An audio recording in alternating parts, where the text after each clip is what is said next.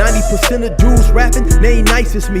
98% ain't live the same type of life as me. The judge gave me life and then they sent me where the life is be. That level 4 with depth and vice, the type of stuff they like to see.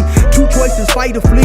I refuse to die a chump. I never been a mark, but damn, it's scary when that riot jump. I seen dudes cry, get punked, and some sexually brutalized. Knew a dude who lost his life and he was only doing 5 year-long racial fights when homie all you do is ride. Lonely days and nights up in a hole causing suicide. From the moment you arrive, you see the Mexican mafia. AB skinheads with big giant swastikas. Pro-black philosophers, the BGF, the Kumi, and Muslims who will murk you from the nation to the Sunni. That MS was loony, quick to ride up on they rival. Even Christians went to church, hide knives up in a Bible. Political and tribal, the Crips and Damus, the Long Beach, the Hubs and the Dubs and the Grooves, the IE, the Bakersfield, the Dago Pyrus, the hustlers quick to roll, the gangsters gon' move. Whatever click you choose, you better stick. Say, what's cracking, YouTube? It's your boy 16 to life, and I'm back like I'm on a parole violation.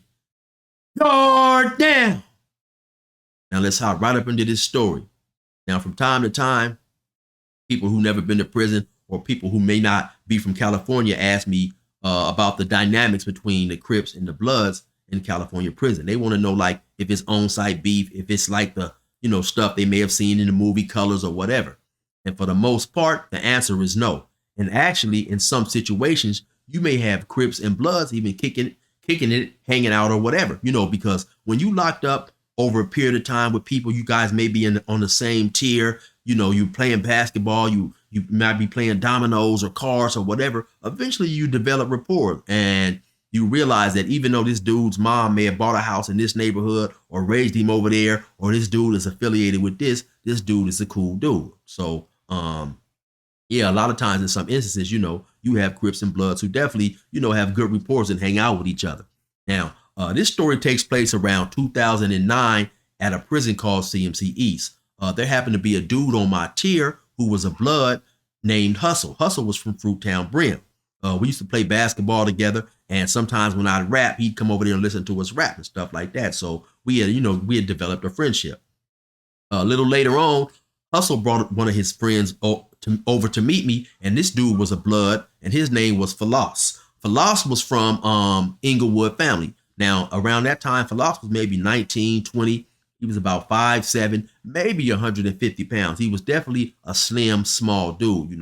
I used to see him around. He was kind of quiet, soft-spoken, and I didn't even know that he rapped. So once I listened to him rap, yeah, he was pretty good. So me and him started kicking it, hanging out a little bit, rapping and stuff. And then eventually, I believe he ended up moving in the cell with Hustle. So now we was all on the same tier and stuff together like that. What also impressed me with Hustle and Philos, that even though they was young Bloods and they was hanging with the Bloods, doing what the Bloods do, both of those guys was going to college and doing things to try to further their education. The reason why I was impressed by that, because normally when a person doesn't have life and he's a young gang member, he sees no incentive to try to further his education. And a lot of times they get caught up in the gang politics. So by the fact that those guys weren't lifers and they was trying to, do more to educate themselves was extremely impressive to me. Also, from time to time, I would see him outside at these classes that was being given by this dude by the name that we call Wall Street. His real name is Curtis Carroll. And so Wall Street, as we called him, had came to prison and got a life sentence around the age of 17, and he didn't know how to read or write. Later on, he had taught himself to read and write, and then eventually also learned about the stocks, and rumor has it, made a lot of money in prison trading stocks.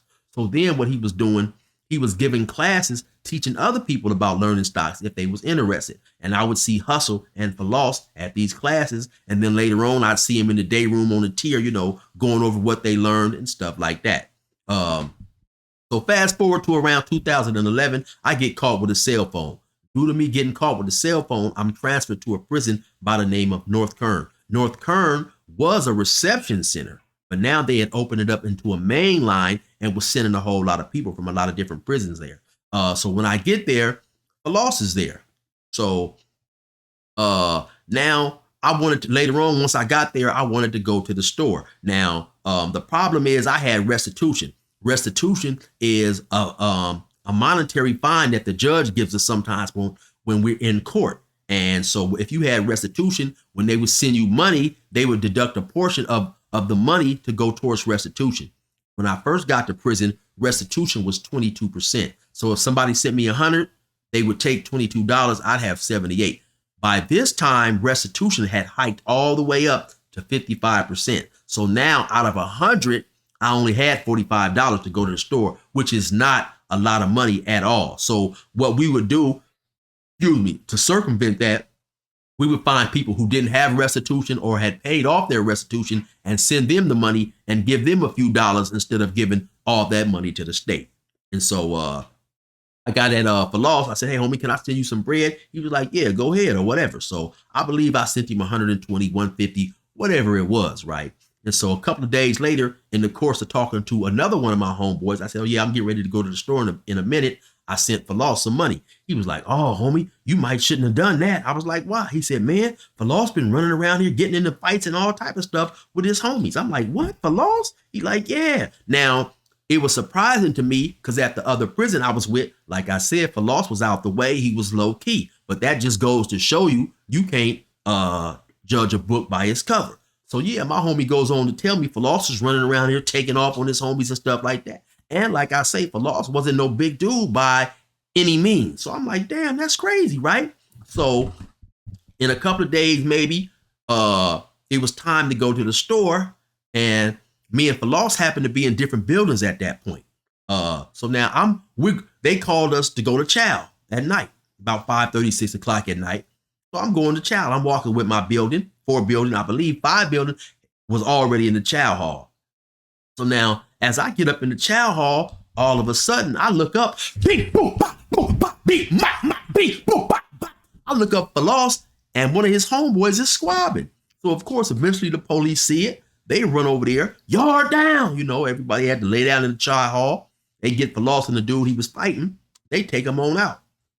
They resume normal program. We get up and continue eating and stuff like that. So now, once chow is over, we're walking back to the building. I hear some blood saying, oh man, hell no, man. That's it, man. That dude gotta go. That dude gotta get up out of here. We supposed to send some homies to get dude. You know what I'm saying? So they say, yeah, he doing too much. So they talking about Philos. They talking about they gonna have some bloods attack Philos and get him up off the yard. So now to keep it 100, first thing I'm thinking is, oh man, damn, I just sent this dude some bread, right? I'm trying to get up in this store, right? And then on top of that, like I said, Philos was my partner, right? So I go back to the building. You know, we had to lock up. So in the cell, I'm thinking like, damn, I wonder if I should write him a kite and let him know, you know. And I'll talk about that a little later on, right? So about 30 minutes later, they released released us, open the cell so we could come out and go to a day room, because the way the program ran at North Kern, I believe it was 5 buildings on the yard. And I believe it was building 1, 3, and 5 would go to the yard together. Buildings 2 and 4 would go to the yard. So in the morning, maybe 2 and 4 would go to the yard. Then in the evenings, buildings 1, 3, and 5. So if you happen to be in building 4 and you had somebody in building 5, you may not see him unless you worked with him or you guys bumped heads at the hospital or something like that, right? So me and Philos was happened to be in opposite buildings, and that night they was running the store for Philos's building. So when they let us out, I'm thinking like, damn, you know, so what should I do, right? So I go upstairs, because upstairs you can look outside on the yard. They got these big windows in the building. So I go upstairs, I'm looking out to see if I can spot Philos. Now earlier, let me retract. Let me go back. Sometimes when you get into a fight with a dude, you can let the guards know like, hey man, this was just a misunderstanding. It's okay for me and this dude to be programming on the same yard together again. And they'll have you sign what is called a marriage chrono. And what that does is that's basically just relieving them of any potential lawsuits or whatever, if in the event you and this dude go back to the yard, y'all get into it, kill each other, stab each other, whatever, you know. And so they had brought, you know, I guess they had signed the marriage chrono and they had brought them both back.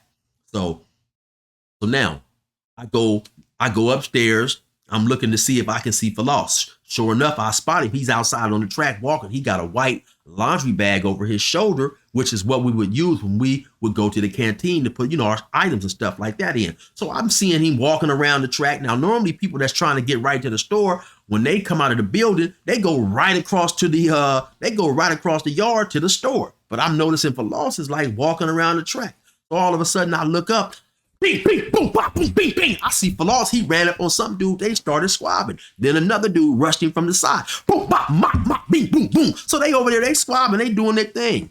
Eventually, of course, the guards see it. The guards run over there. Yard down, yard down. So it looked like Philos got down, but then he hopped back up. Beep, boom, pop, pop, started squabbing again with the dude. So I'm like, oh man, it's all bad, right? So yard down, you know, everybody get down and stuff. I finally get down. They got Philos and the two dudes that he was fighting. They took him on off. I never did see Philos again. I believe, matter of fact, he got transferred to a level 4. But now, to Philos's credit, he contacted me, said, hey, homie, what you want me to do with this bread? I wrote him back, and he ended up sending the money back to my folks, which made him more of a stand-up dude in my eyes, because to keep it real, a lot of dudes would have just went ahead and kept that money. You know what I'm saying? You know, I wasn't a blood. Me and him didn't live in the same city. Chances was extremely likely we'd never even see each other again. But like I say, him sending the bread back definitely let me know he was a real dude, you know. So now, a lot of dudes might be asking, well, damn, Chill, why didn't you do more to give him a heads up? And reason being is that was a direct violation of prison politics. Like I said, due to the fact that I'm not a blood, I could have tried to get word to Philos, but say I had got word to him, and then he approached his homies like, hey man, what's up? Chill said y'all was gonna get me. That would have definitely created an issue with me and the Bloods. The Bloods may have approached me, and then my homies may have seen what's going on. They would have came over there. It could have potentially got ugly. Then I would have definitely had an issue with my homeboys after everything was discovered. Like, well, damn, Chill, you know, you wasn't supposed to do that. That was blood business. And so, of course, you know, I had to mentally process all this stuff. And even though Philos was my partner, man, sometimes, you know, prison politics dictate what you do or what you don't do. You know what I'm saying? But there are certain instances, yeah, well, you know, where Bloods will help Crips, Crips will help Bloods, vice versa. I know of a particular incident. Can't get too deep into it. I'm not even gonna say what prison it happened at. But you had dudes on both sides of the rag. One dude approached the other dude and said, hey, listen, man, I just got into it with my homies. I was cool with both of these dudes, right? So one dude on one side of the rag gave another dude on the other side of the rag a knife, and that dude went out there and got cracking on his people. Like I say, I can't go deep into that either, because that was a direct violation of prison politics. But I just pointed that out to let you guys know that, yeah, sometimes, you know, stuff like that will happen, because when you're doing time with someone, you take a liking to a person. You know, sometimes it don't matter where that dude is from or where you're from. When you guys are, you know, realize that, hey, damn, we in the same struggle, and this dude is a good dude. You know, anybody that's done any prison time anywhere who has ran with a collective knows that you have people in your collective, your homies, that there's certain homies that don't get along. You know, this homie don't like that homie. Just because you guys is from the same area doesn't automatically guarantee you guys gonna like each other. You may run across a dude who normally you wouldn't hang with or get along with on the street, and come to find out you guys have a lot in common, and that's a good dude. So anyway, that's just what I wanted to talk about right there. Hopefully y'all like that story. My partner Philos, he's free, he's out, he's rapping. I'm gonna leave a link to one of his videos. Y'all get time, go check it out, man. The dude got out, he got some beats from DJ Mustard and stuff like that. He's actually doing some pretty big things. Anyway, y'all already know what it is. It's your boy 16 to life. Resume normal program.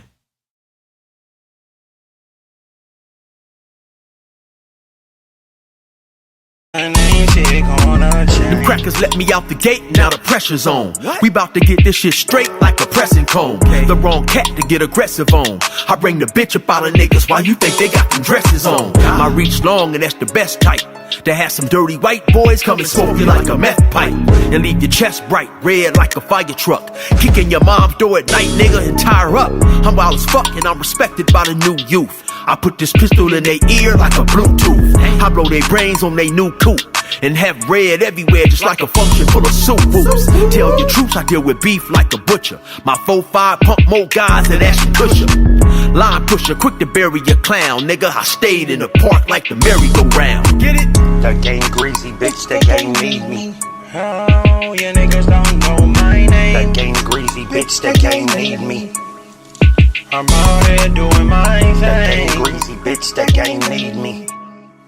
I swerve in my own lane. The game greasy, bitch, they